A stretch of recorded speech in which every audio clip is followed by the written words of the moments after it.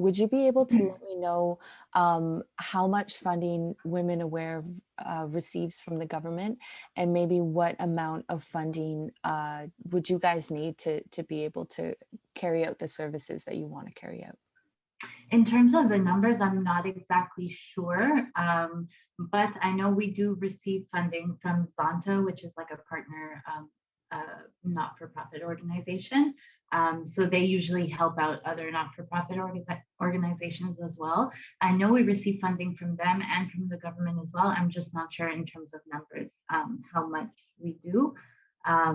But overall, I know that recently on the news, the budget for Quebec, for Montreal, for all of these things was released, and I believe that they gave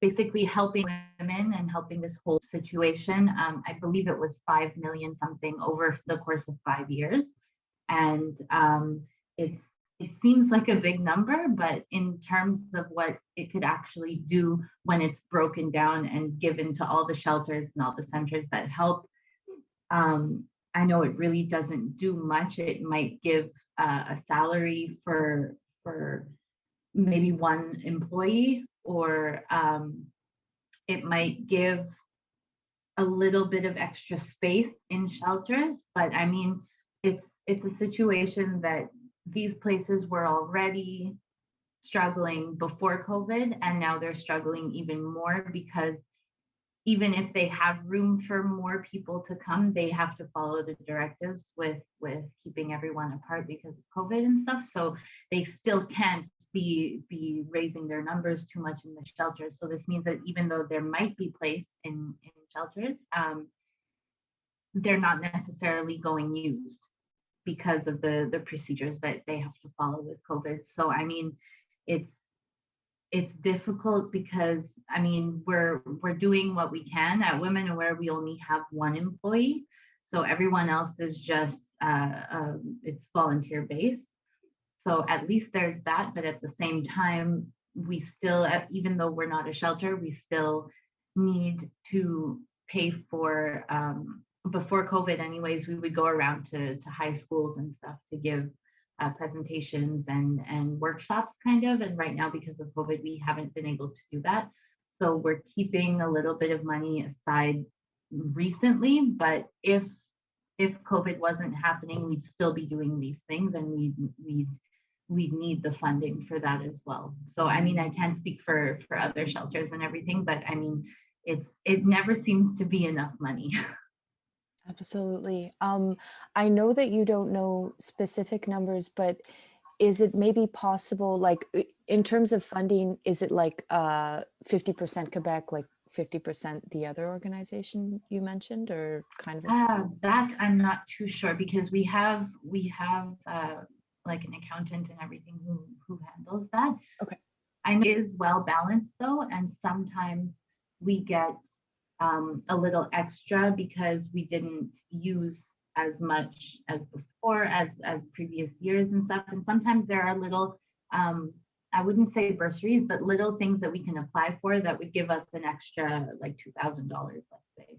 But I know that we're on track this year just because we haven't been able to go around to places and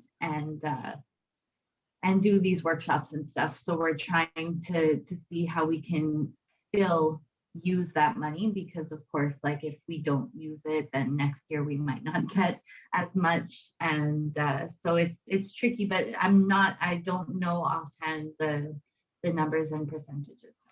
Okay, not a problem. And could you repeat the name of the organization you said that helps fund you guys? Yeah, it's called Zonta. I'm just going to look it up real quick. Okay. It's ZONTA. Okay, perfect. And it is a organization that advocates for equality, education, and basically an end to conjugal violence, child marriages, gender-based violence, those kinds of different things. So they help not just us, but many other organizations that support that also advocate for all of those things as well. Okay, great. And I essentially, did you guys apply to this organization to seek funding, or they just Yeah, maybe? yeah. Every year we have to apply. I'm not sure of the qualifications, but I'm pretty sure that like we have to put up our financial account, and they come back to us and say how much we'll be able to be entitled to. Okay, thank you so much. Um, and in terms of, I guess, lack of funding and just that you guys have limited funding, if you were to receive more funding either from Zonta or the government or elsewhere, are there specific things maybe you would like to see it put towards, or maybe certain services your Women Aware is maybe struggling to provide at the moment? Well, I know we are in talks right now. We're trying to just internally at Women Aware, we're trying to create a workshop for police. And we're trying, it's really just the basics. We're brainstorming at this point to see what we can do, especially given the fact that we're still in this pandemic. But what we want to do is basically exactly like how we used to go around to schools to give workshops to kids and stuff. We want to eventually be able to go around to the police centers and to kind of like educate them on what a survivor might need when they call the police, because that's one thing that I think just across the board is very different and challenging, is the lack of trust with the police and survivors. So, and I mean, the fact is that everyone who volunteers at Women Aware, we all have lived experience. So we've all had our own personal situations in terms of conjugal violence, and across the board, every single person has had a different experience with the police. So right now we're trying to kind of educate the police and show like what as survivors we would need when we call the police. And so it could kind of be across the board, because we don't know if they have like a specific way to follow when they handle these calls. But a lot of times they aren't handled in favor of the survivor, and then they end up being punished or just get into a worse situation with their abusers. So that's what we're trying to work on now. So if we did receive more funding, I think we would put that majority into those kinds of workshops. But it's just limited now because of COVID with what we can do. Also, I feel like we like doing things for our survivors, even if we're not a shelter, like they're not staying with us. We like to be able to provide them with like a little kit, saying like you're not alone, with different pamphlets and stuff like that. So I think if we were given more funding, we would direct that also towards the survivors and certain tips to help them. Um, I guess maybe this is backtracking a little bit. I should have asked this at the beginning, but could you explain a little bit the services that you guys do offer? Yeah, so our main service is one-to-one peer support and the group support. So essentially, someone will call our hotline with whatever issue they're having, whether it be they're still in the home and they're trying to leave, or they've left and they can't find a lawyer, and they're on a small income, or they need help with legal aid. So basically, they come to us. We're kind of like the middleman.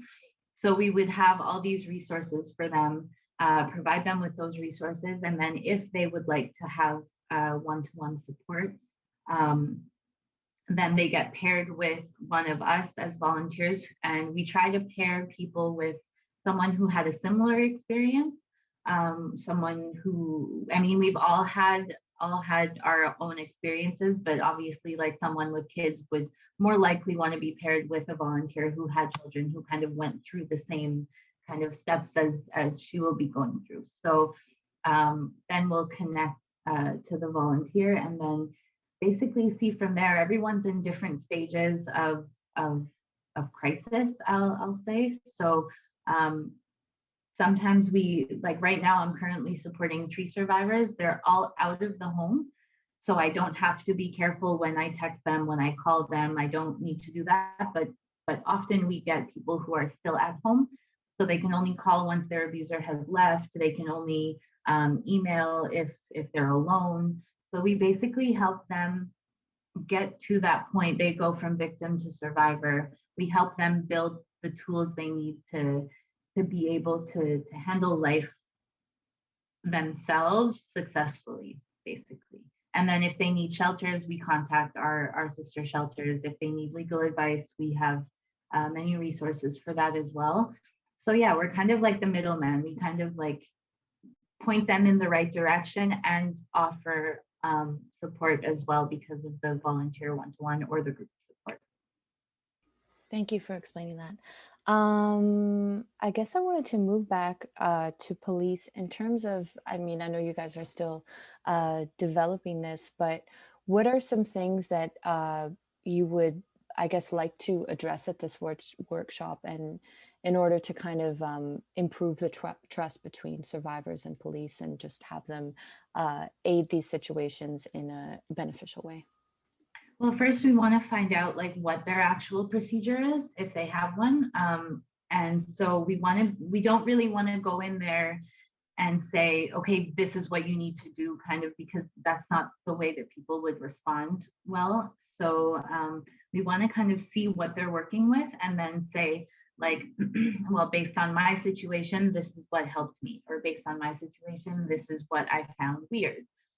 So we kind of just we're trying to bridge the gap here because not everyone has had a positive experience.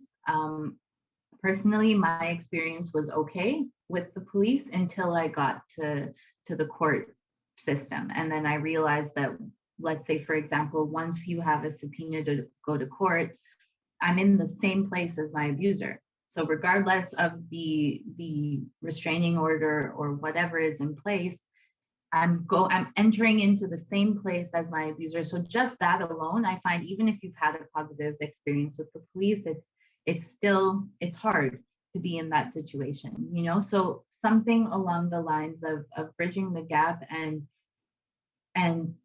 really trying to explain to them how to deal with certain things. Like, even though they're asking the survivor a question, she might not feel comfortable answering because of XYZ reason, or because he's still around, or because I know for a friend of mine, her abuser was pulled aside and the police started talking to him about sports and hockey and all of that. So it makes her feel like they're becoming buddy with the abuser and she's not being understood. So just little things like that can really go a long way in terms of saving someone's sanity and life, basically. That's horrifying to Yeah. hear. Yeah.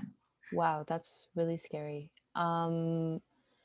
In terms of, I know this is like maybe a bit more difficult because the legal system itself is quite large. But in terms of this process and maybe especially what you said about being at the court and being in front of one's abuser, what would be a better response to this in finding justice? Um, Off the top of my head, I would say create 2 different days where the person shows up. Like, in my situation, I got my subpoena. It said show up to court for 8:30, and I guess on his subpoena it said 9:30. So they're trying to give a way where we won't intersect, but at the same time, when you go through security, like if I go through security and I'm in my room, and then he would go through security, he's in another room. So technically to them, that's okay. But if ever I wanted to go out of my room, to go to the bathroom or to get something to drink, I literally ran right into him one time. And so I would say give 2 separate days where there's no chance of interacting or intersecting with the person. Also, another thing that Women Aware facilitates is court accompaniment. So not necessarily with our volunteers, but we can bridge the gap between the survivor and CAVAC, and they offer court accompaniment. So we could get on the phone with CAVAC and say, okay, I have someone here who's going to court on this day. Could they be accompanied? So at least she won't be alone. and she'll have somebody who's aware of the legal system with her so that they can kind of say, okay, maybe we can do this instead. Maybe we can go here instead. And it won't kind of like get her into trouble. It won't make her miss court dates or anything like that. But like you said, the legal system it's tricky. And even if there are good things about it, it's still when everything's going on in your brain, you're lost, you know, like, I mean, I'm in the legal field, I'm a paralegal. And even when this was going on, I knew what the steps were in terms of a criminal process, but when I was dealing with it, no clue.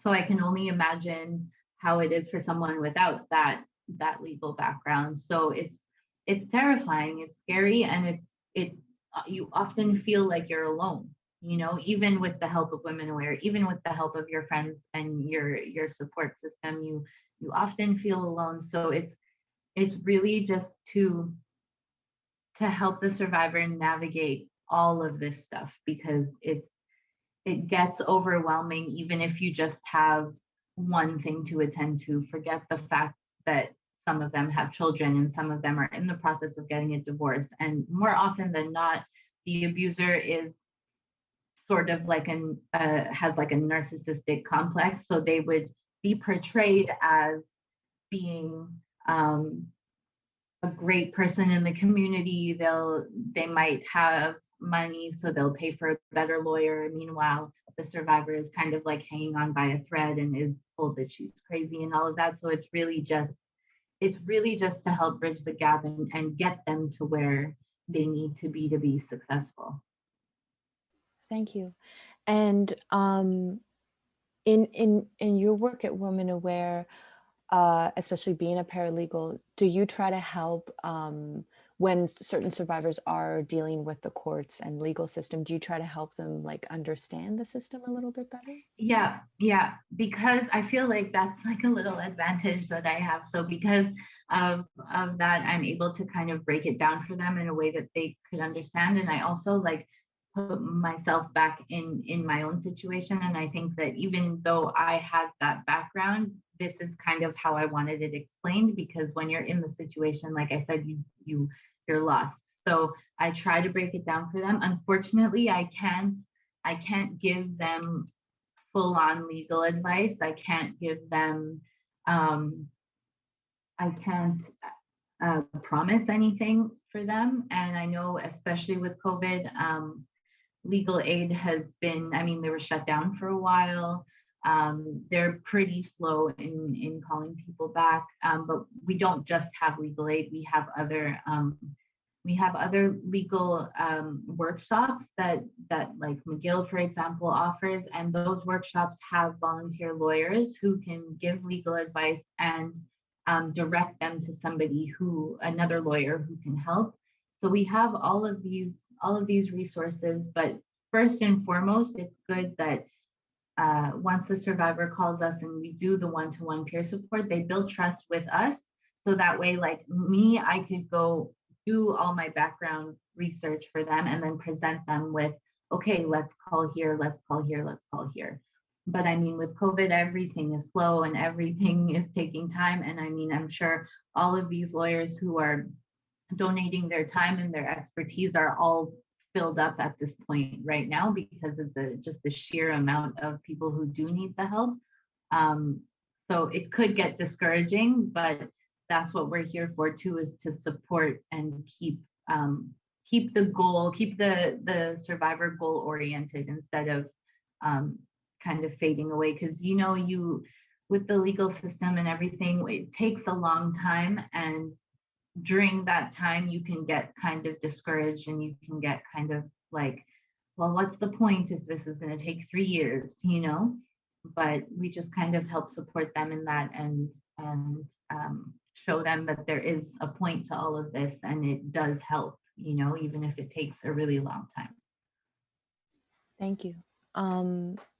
I've been looking a little bit into transformative justice in terms of dealing with domestic violence. Is this maybe something you see as useful, and how could this look like? I definitely see it as useful.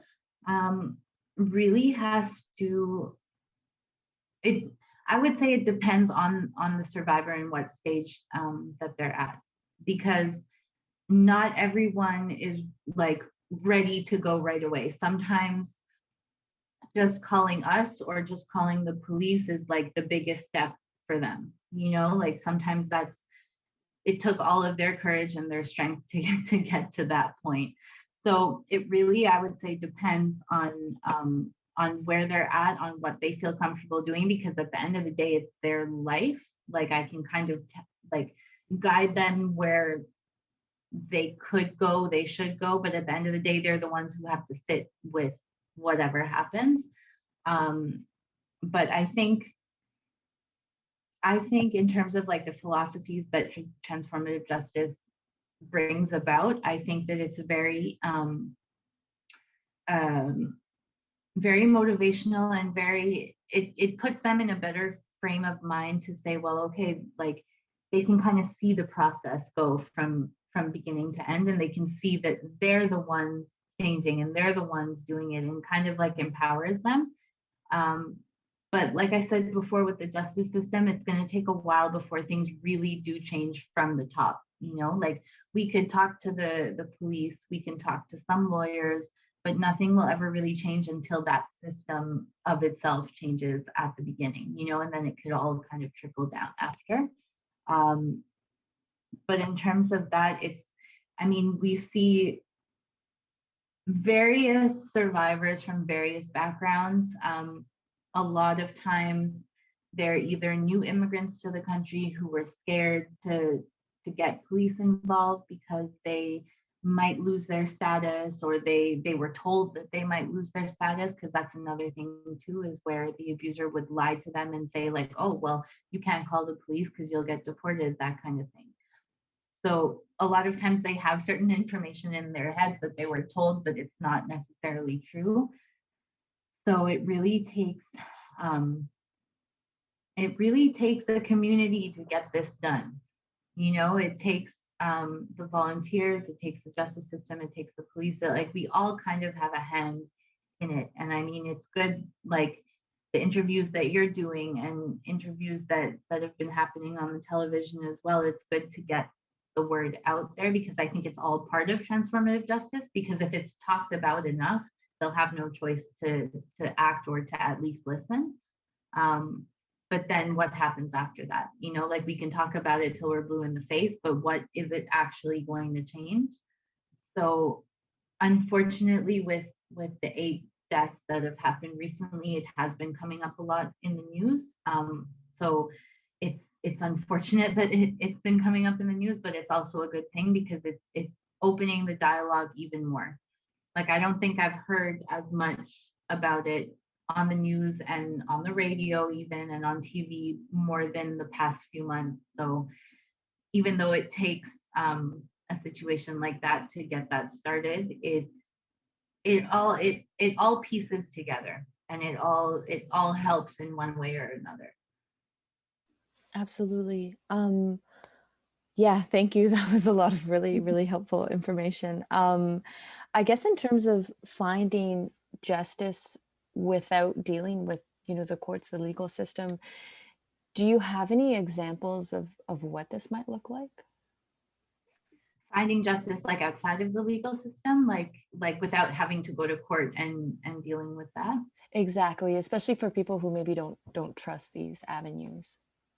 Um, well, I'll always say that even though it's a tough system to navigate, um, you should at least try the justice system, because even though it might not work, even though it might take forever, it feels good inside to know that like you've done everything that you could possibly do. But for people who don't feel comfortable going that route, it's really just that's something that Women Aware is it believes in strongly too, is empowering yourself. And so if we could get a survivor to leave, if we can get a survivor to understand that they deserve better, to understand what exactly it is that they deserve, like the quality of life that they deserve and not what they've been getting. That's a huge win in my book. And sometimes it's like, let's say for example, a woman who's been at home for like 15 years with her partner and has children, and it's all, this is the whole married life that she's known or partner life that she's known, and it chips away at you. It doesn't just happen, one thing happens and then you're like, okay, I'm done. Like it happens over time, so much so that you don't even realize it happening. um, and so if we could get a survivor to believe in herself again and believe that she has the strength to move out or to parent, to be a single parent or to co-parent with this person or to handle life on her own, again, huge win. Because a lot of these um, a lot of these survivors are not, are like shells of who they were before, you know, and you could kind of see their spirit like poking through there every once in a while. But I mean, just on a personal level, one of my survivors, I've been talking to her for just under a year, I would say, and like the difference between my first call with her and my calls now with her are like phenomenal. Like she was so emotional and just like trying to get it out the first couple of calls. And to the point where now like we'd have a discussion and then the next week we'd have another discussion. She would say, well, we talked about something last week, and so I read up on it, and I did this, and this week to be able to deal with that. So I, without even me telling her or saying, oh, this is something that you might find helpful, she would go out and do it herself. And that to me is like the biggest thing, because we don't want them to have to rely on us either in their life. We're there to help and we're there to get them through it, but essentially we want them to be able to see that they can handle everything themselves too, with help from their support system, including us. So like I said, it's, that's mainly what we want, is for them to be safe and for them to understand that the quality of life that they could actually have once they start taking these things into account. Obviously it's easier said than done in a situation like that, where we have sometimes women who come to us for for a leaving checklist, like what should I do, should I move the money, but should I move the money from this account to this account, how do I know, you know, like it takes a lot to be able to take that first step. So we want to be able to assure them that once they do take these steps, no matter how small they are, that every little step is building their self-confidence. Every little step is building their self-esteem and getting them the kind of getting their life back, essentially. Thank you. And just on the note of financials, for maybe someone who is financially dependent on their partner, and maybe one of the reasons for them not leaving might be because of that, and on top of children, what do you kind of recommend in order to support them, or how can they financially support themselves and leave? Well, first we would kind of get into the legalities of it and say like, well, if you've been with your partner for this many years, you're entitled to this.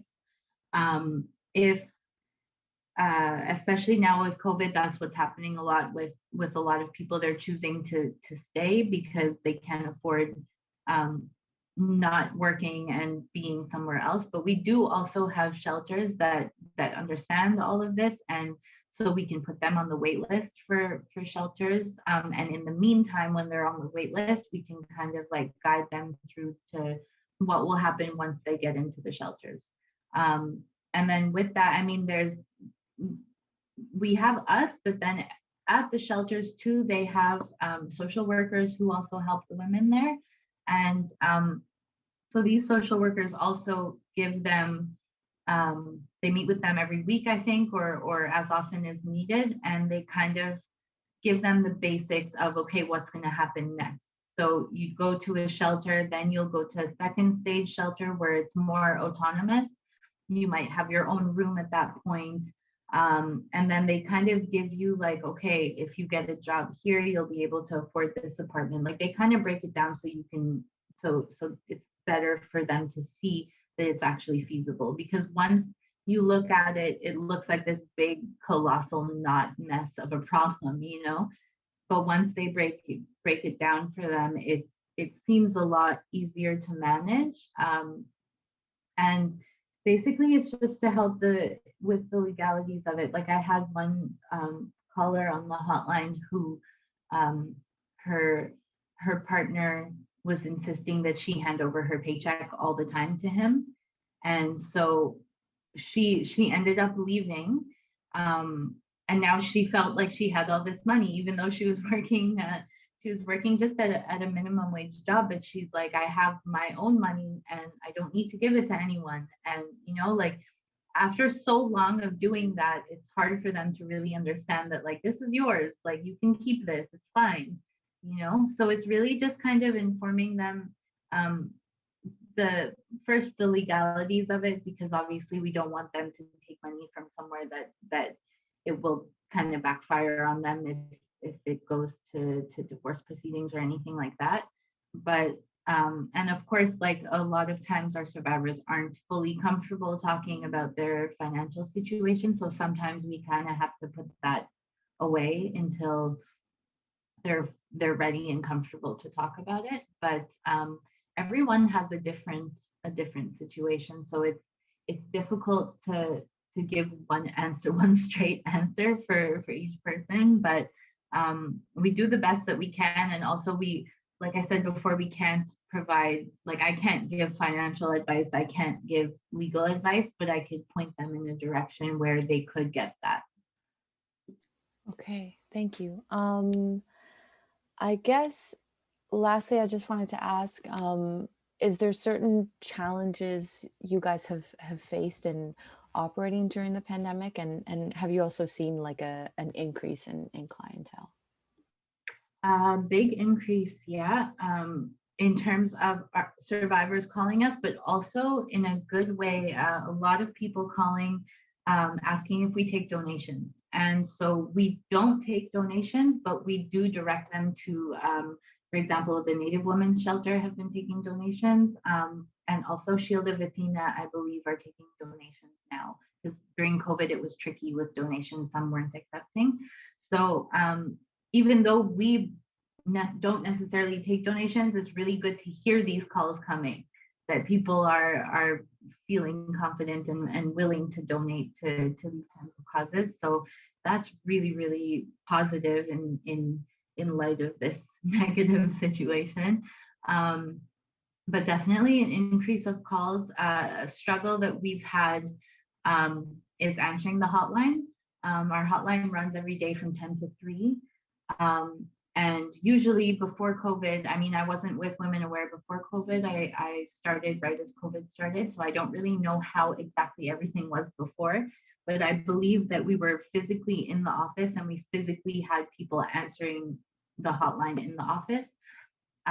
Now it's kind of on all of us. So we have a shift sheet basically, and we just sign up for shifts that we can do for the hotline, split into 2 every day. And that seems to be the main struggle with us right now, because I mean, our volunteers, like I work full time.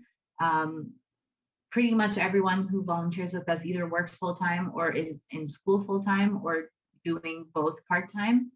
So it's tricky to find. And I mean, the hotline doesn't go unanswered. If anything, if no one can take certain shifts, our director takes them.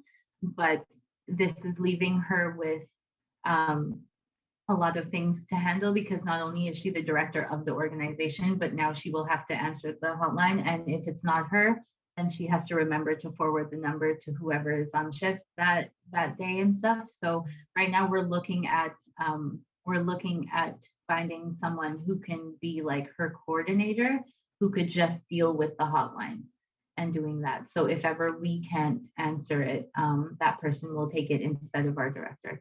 But I mean, we're managing. We're getting it done. We're managing. I mean, it's sometimes, I would say on the rare occasion we're not able to answer. Like for example, if I have the hotline but I was in a work Zoom meeting or something, I can't.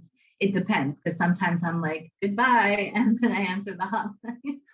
But sometimes I really can't do that. So it would go to voicemail, and then we get back to the voicemail as soon as we possibly can. But then also that defeats the purpose of having a hotline. So we really try to answer it. But it's going and we're getting it done. It's just, I think we're going to need that little that coordinator to kind of facilitate the ease with the hotline. But I would say that that's really our only issue, our biggest issue right now is, I think, manning the hotline, or womaning the hotline, I guess. And but yeah, I think that's mainly the one thing that we've kind of struggled with through this whole time. Because even if, let's say I'm taking a hotline shift this afternoon, our director might be in a Zoom meeting for 2 hours and forget to forward it, so she would get the call. Or it's happened where I thought that the line had been forwarded to someone else, but I still had the hotline. So, and it's not like we receive like 500 calls a day. We might get like, I would say between 1 to 3 a day, which doesn't seem like a lot, but there's always the possibility of that one call that will like throw your whole day off. Like it's difficult, because there was a call once that I got where a woman called, and she sounded a bit like hesitant, like she was asking like, is this woman aware, like is this the number? So I was kind of like hesitant with what information to give her, because I wasn't sure if it was just her on the other line. And then all of a sudden I hear a guy in the background saying, oh, you're calling someone again, and he was like swearing at her and stuff.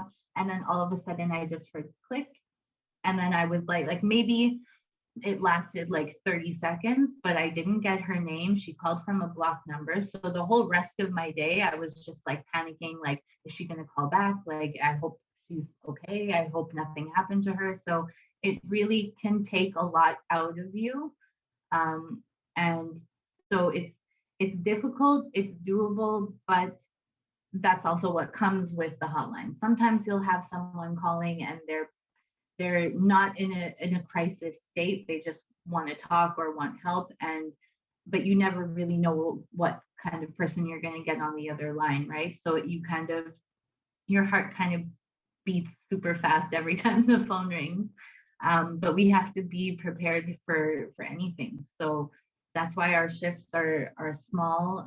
And we also have at Women Aware, we have two internal therapists just for us, not for our survivors or anything, but just for us, because it's draining and it's emotional. And sometimes you get either with our survivors or with people calling on the hotline, sometimes you need a little help. You need to be able to say like, oh, I got this call today. I don't know what to do. It's kind of playing in my head over and over. So we still have that ability to take care of ourselves too. And we always remind each other about boundaries. And just because you can take this hotline shift doesn't mean that you should, because you took a really stressful one last week or something. So we all kind of support each other within that.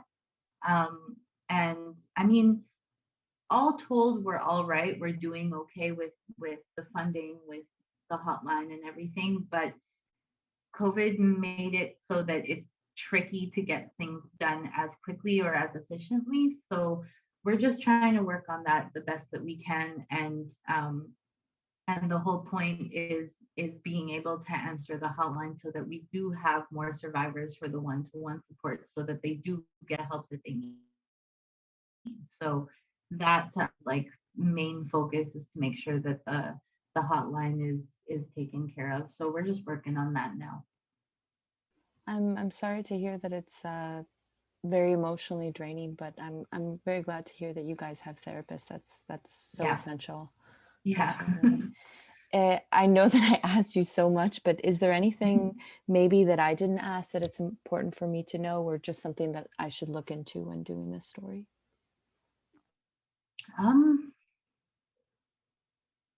Off the top of my head, I don't think so.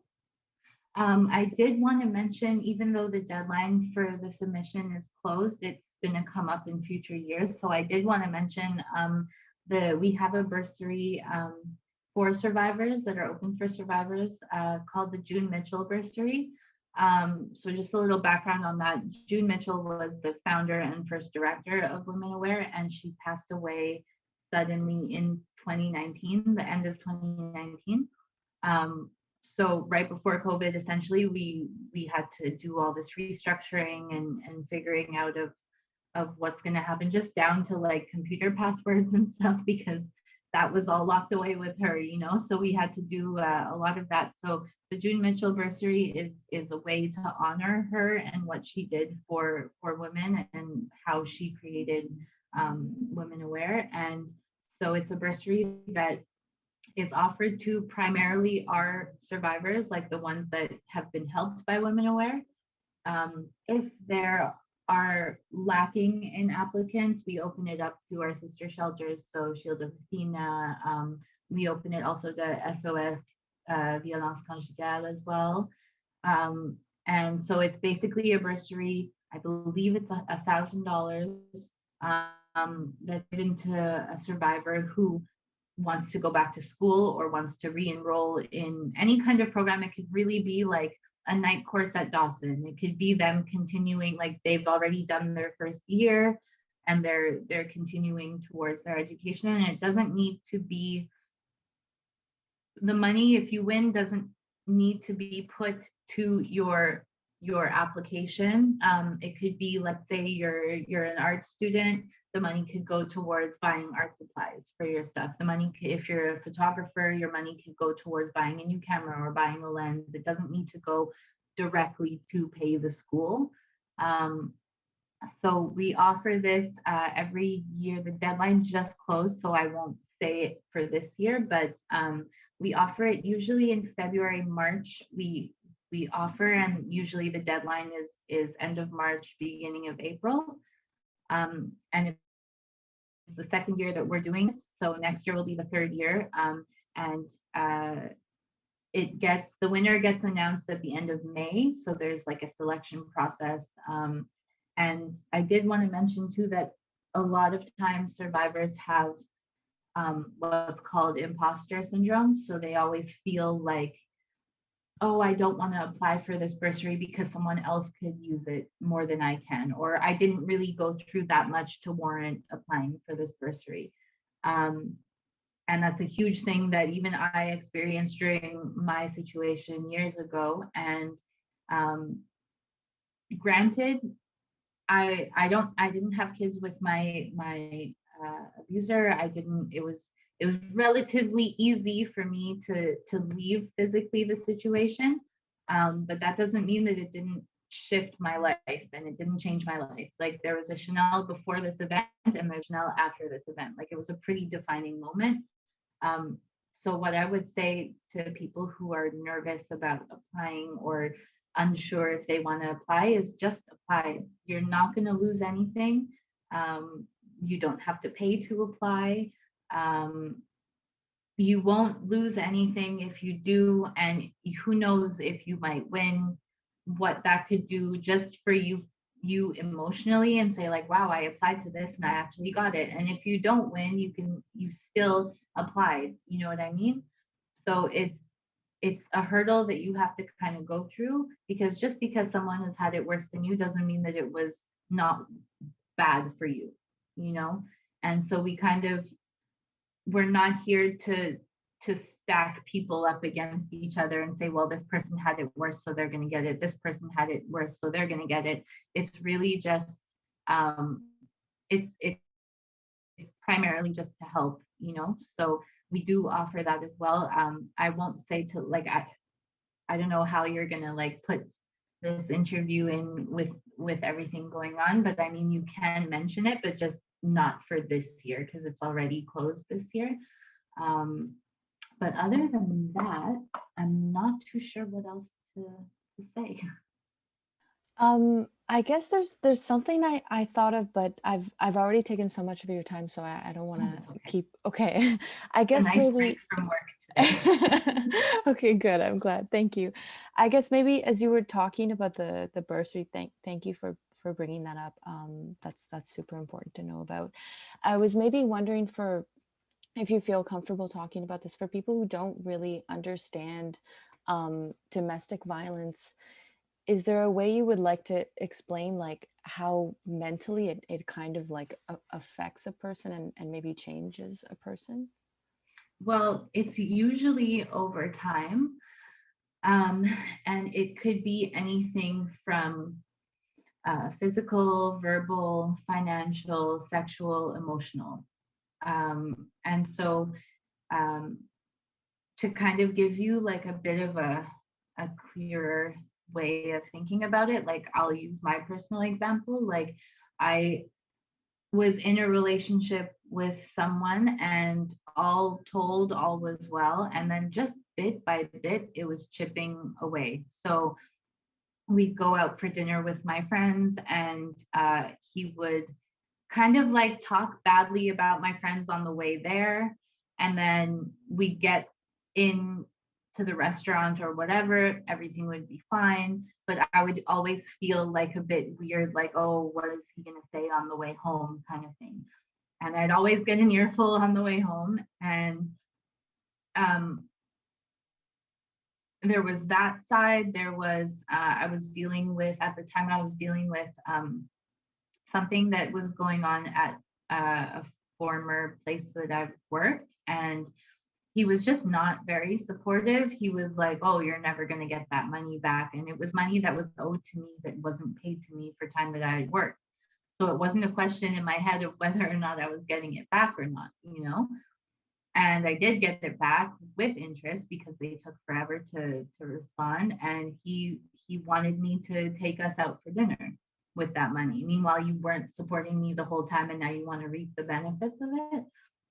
And he would, then it would escalate where he would come by where I would work, and he would park outside, and he would say, why did you talk to that guy for 30 seconds? And I felt very watched and uncomfortable. And sometimes he would even say that where he wasn't there, like he wasn't parked outside, but he would say that he was, just to have kind of like that hold on me. Um, we would fight all the time, and I'm not a very confrontational person. So that like gave me such a bad feeling in my stomach all the time. Um, he would, if I took more than 10 seconds to text anyone, he would continue timing it, and he would make me show him who I was texting. Um, and all of these things, like over time, I knew something was wrong. I didn't know what exactly it was or what to do about it. Um, and then it just kept getting old, you know, like it was the same fight over and over again. I was doing my best to keep the situation neutral, but I also knew I'm a very I'm a very stubborn person. So I also wasn't prepared to be like, oh yeah, I'm gonna leave my friends for you, or I'm gonna not see my friends. So I ended up telling him that, okay, I'm not going to hang out with this person, but then I would lie to him and tell him that I'm not, and then I would actually go and hang out with them. So I mean, I knew I don't like lying either, so I knew that this wasn't the situation that I wanted to be in. I just had no clue how to get out of it, because even though like we weren't living together, we didn't have kids or anything, but I just didn't know how to end it and be ended with it, because I had tried before, and he just kept coming back and coming around and everything. Um, and then the day that I did end it 100%, it got physical. And so that, in my head, I knew that that was something that, like, that was kind of like my breaking point. Like I knew that there was no returning from that. And then even at that, he was going around telling people that he was taking me to court, even though like all you have to do is look at the court document, and it shows that I'm the one taking him to court. He started working where my mom worked, and he, every time, they weren't working together, but they'd be in the surroundings sometimes. And every time he would walk by her, he would spit on the ground in front of her. So, and everyone loves my mom at her job, so he was kind of shunned from there and like taken to a whole other department. Um, but it comes in many forms. It was a lot of things sexually that I didn't feel like doing and that I wouldn't have done. And I realized that he had recorded things that he didn't tell me about. And it's it just feels like an invasion of your privacy, of your body, of your mind, of everything, and I didn't feel I didn't feel alone per se, because I had like my mom with me, I had my friends around me. So I never felt alone. I just felt that they couldn't, even though they were supportive and really awesome, I felt that they couldn't really understand, because even if they're supportive, they never went through something like that. So they don't know the feelings that I would be having. Like I would say until court was done, so a good 2 years after that happened, I would walk with my keys in the middle of my fingers. I would wake up with nightmares. I had like cold sweats. I still, up to this day, I don't listen to music when I'm walking on the street. And music is such a huge part of my life. And I like wouldn't listen. I would have my headphones in and not listen to music. And then as soon as I get on the bus or the metro, then I'll put music on. But I feel like I need to be aware of my surroundings. And I didn't know that places like Women Aware existed back then. Like this was 7 years ago. And I didn't know that places like that existed. So after I called the police and everything, I got set up with Quebec, because if you're a victim, as they call it, but we like to say survivor because it automatically kind of empowers the person. So if you're a survivor of conjugal violence, they give you certain resources, like you can have therapy for free at a women's shelter. So that's what I did. Um, and only then did I see that there were places put in place to help someone like me. I figured it might be out there, but I never had to look for it myself. And even with that help, it's still, the court process was still draining and awful. Um, and like I said at the beginning, it really comes in many different forms. Like a lot of women probably think like, oh, he doesn't hit me, but like he berates me all day, and he takes my phone, and all of that is violence. It's just under a different kind of umbrella of violence. And I don't know if you've heard the ad on the radio with SOS conjugale violence. Like it's quiet, and then you just hear a guy's voice saying, I'm going to make your favorite meal tonight to make up for last week when I took your phone and insulted your friends and called you names. I'm going to make your favorite meal tonight because next week I'm going to take your phone and insult your friend. And it's just that. It's just one guy saying that. And then like after it kind of like interrupts him and then gives SOS's like contact information. And like just that, like he might not be hitting you, but he's hitting you with words, and he's hitting you to make your brain break down. And gaslighting is a huge thing too, where he would fully say something to you, or your abuser would fully say something to you, and he and would then say, oh, I never said that. And he makes you think that you're crazy, and they make your brain turn on yourself. So the more that you're not exposed to that, and the more that you're out of that situation, then you're able to think for yourself, and then you're able to say like, okay, I wasn't crazy, this actually did happen. But it happens a lot like that, I find these days, with I mean, I'm 30 years old now, so I don't really know what the younger generation is going through in terms of like probably more social media related control and stuff like that.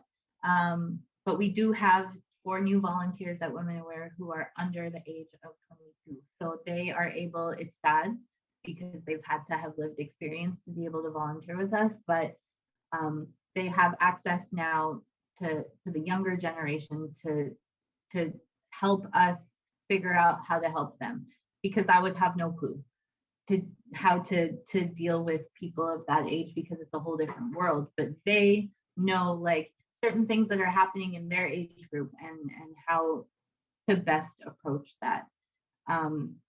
It could really be anything. Like if anyone is controlling your calls or looking at your phone without your permission, or even with your permission, if you feel that necessary to have a functioning relationship, it's still a little bit of an issue, you know. And so it happens. It's not just being physical. It's a lot of emotional damage gets done too. So, and a lot of abusers might not want to get physical because those are scars and bruises that you can show. But the second they attack your brain, you can't really see that. That's not a physical manifestation of abuse, right? So they'll just cut you down, cut you down, cut you down like that, withdraw you from your family and friends. Um, it can happen in so many different ways. And it's just um, something that I've said a lot that now I tell my survivors too, is that you always think about looking for red flags in somebody else, like in your partner. So like if your partner does this, that's a red flag. If your partner does this, that's a red flag. That's really important. But you should also look for red flags in yourself too. So you should say like, okay, I'm a very sociable person. I'm a very outgoing person. It would be a red flag for me if I stopped being like that because of someone that I'm with. Or I like to, I don't know, I like to read. So if I'm suddenly finding myself being unable to read and have that relaxing time for myself because of this person that I'm seeing, that's a red flag for me, you know? And that helps me a lot too, because there's you could focus on other people and focus on the red flags for them. That does help. But the second, like, I'm over time and over all this time of me building myself back up and stuff, I'm very comfortable and confident in the person I am now. So if ever I see these things, if ever I see myself changing these things, I think I have to reassess whatever relationship I'm in and reassess what is happening, because it this is who I am. And if anyone's taking away from that, then that's not a good situation for me to be in. Like, it's normal that like you get into a relationship and like you're spending a bit less time with your friends or a bit less time with your family because now you have somebody else to factor in. That's completely normal. But if you're changing the core of who you are for someone, to me, that's a more important red flag, you know?